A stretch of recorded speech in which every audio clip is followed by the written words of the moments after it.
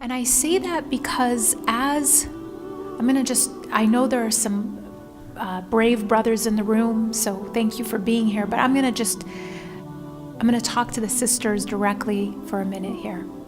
As sisters, as women, and I don't mean Muslim women, I mean women in general, we are socialized to believe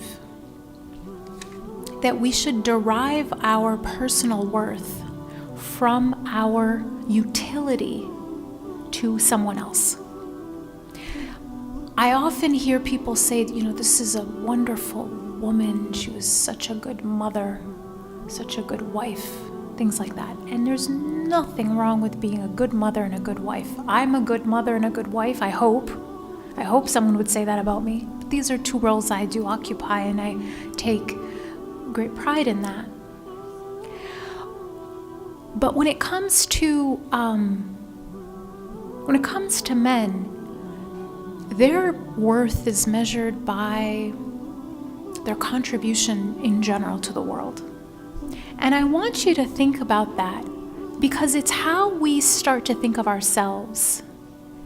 And where it becomes very toxic is when we aren't able, perhaps, to be a mother or wife. Do we then become worthless? Are we nothing then? How are we measuring our worth? When God created humanity, men and women, He told the angels, Inni ja'alun fil ard khalifa.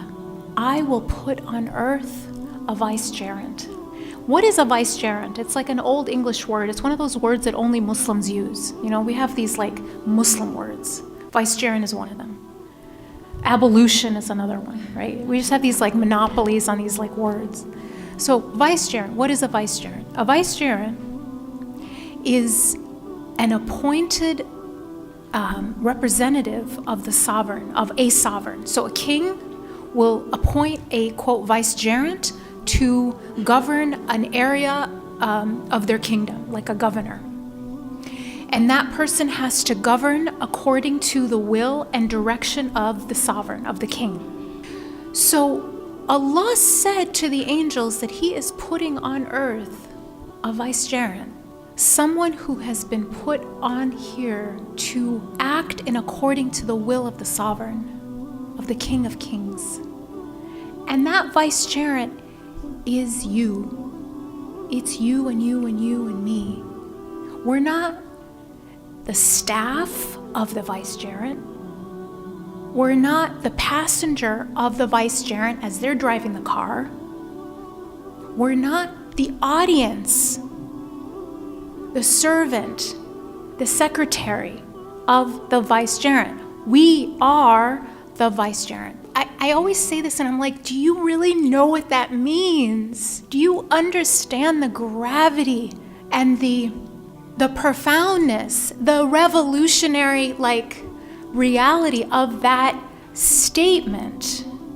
Because it is unparalleled in any faith tradition, and I would argue in any ideology period, that we have been put on earth, men and women, with this divine mission. And so when we think about our purpose, when we think about where we derive our identity and where we derive our worth, and who is getting to co-sign on if we are enough, that is the question we have to go back to. Why was I created, and what was my purpose? Who am I here to please? Whose approval is primary to me? And this will govern and decide and clarify so many things in your lives. So many decisions will suddenly become clear when you take it back to this question. Is this bringing me closer to fulfilling my mission or not? Who is the primary benefactor and approver of this action? Where am I deriving my sense of self-worth?